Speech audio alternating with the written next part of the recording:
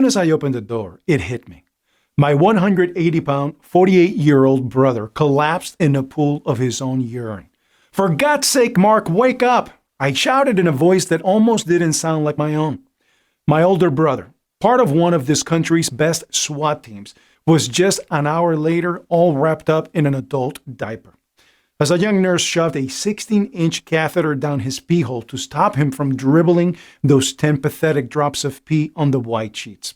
I couldn't believe my eyes that the one we all saw as a rock in this family was lying helplessly in a cold-lit ICU room. I was furious at myself for not noticing sooner his harmless prostate problems.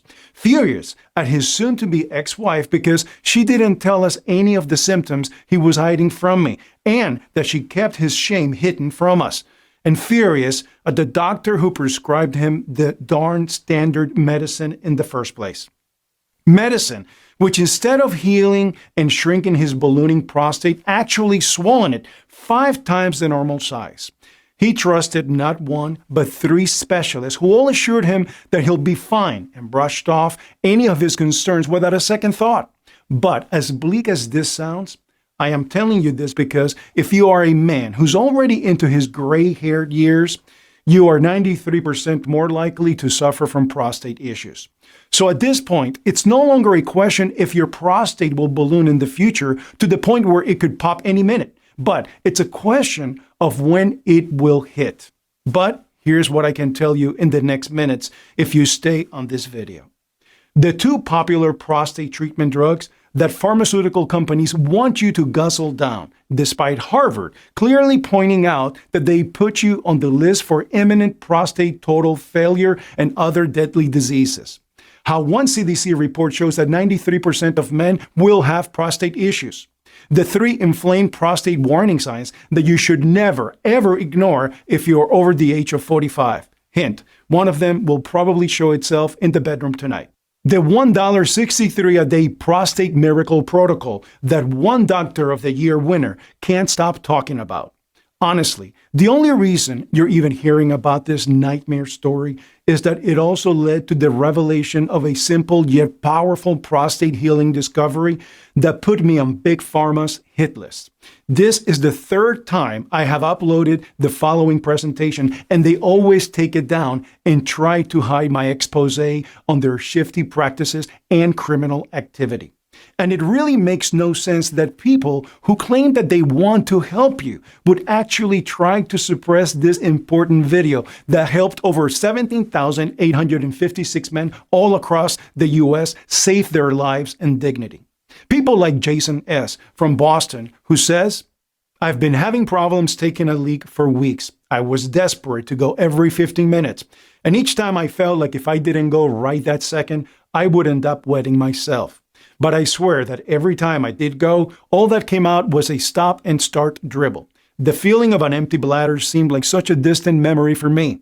I was always playing bathroom detective, constantly on the lookout for the nearest bathroom wherever I was.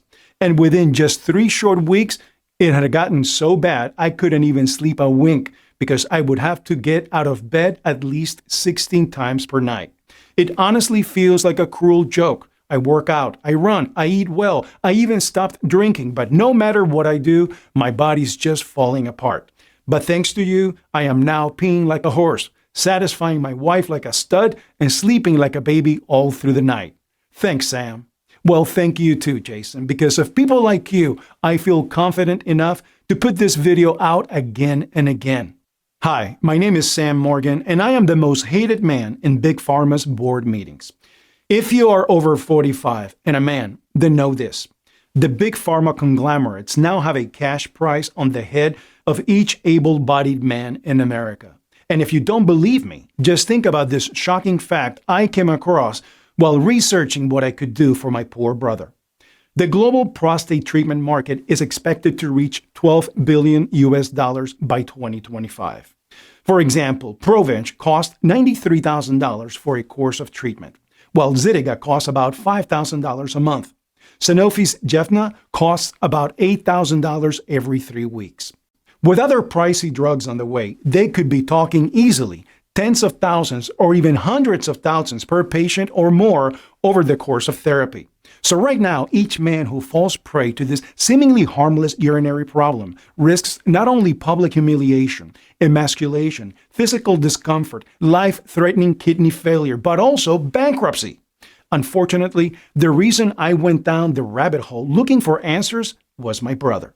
My strong brother who brought dangerous criminals in the hands of justice and who protected and served this country's justice system while we all slept like babies.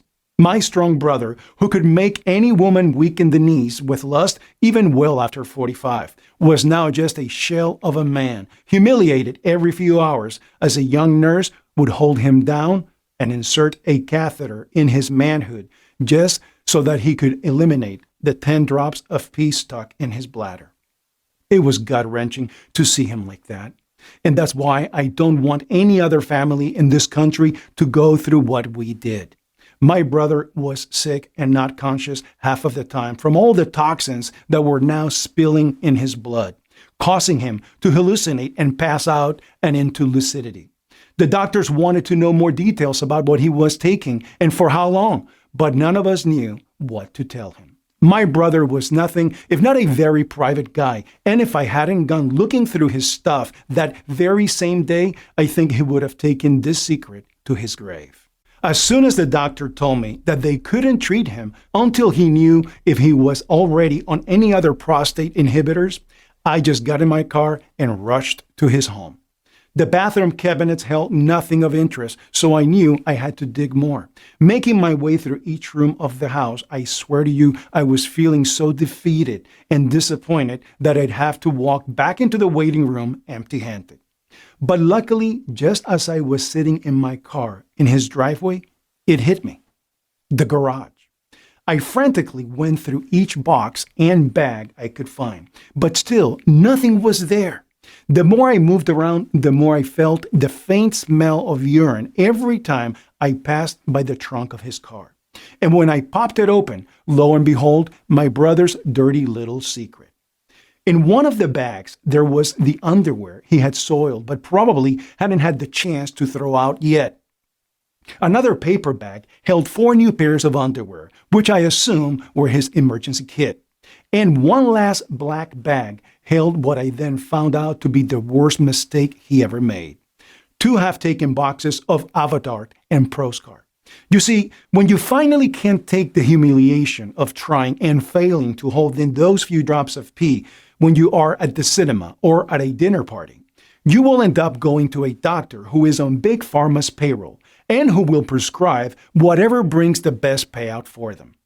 After bringing it to the doctor and explaining what I had found, the doctor simply shrugged and said he'll need to consult with his peers and come up with something that may or may not save my brother.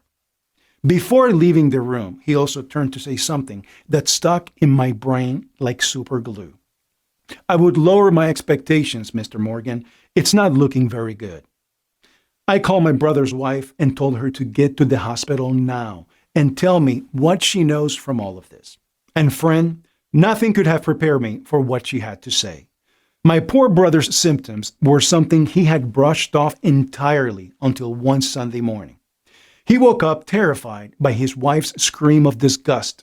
He had peed himself through the night and didn't even feel it. That's when she forced him to go to the doctor. But as odd as it may sound, that was just the beginning of their problems. Because soon after getting his treatment from the doctors, the next day, he was basically a eunuch. He was constantly complaining that his gems were painful and inflamed, so much so that she was not allowed to even touch him because he'd get angry. She broke down crying, remembering that humiliation of begging for her husband to even see her as a woman again. He was just grumpy, never slept for more than 3 hours straight because he'd soon rush to the bathroom just for her to hear 3 weak dribbles hit the ball. Mark was in so much pain that he could barely sit on a chair without feeling the need to go again. But he always put on his brave face, and we could never tell what suffering and pain went behind the tough outer shell.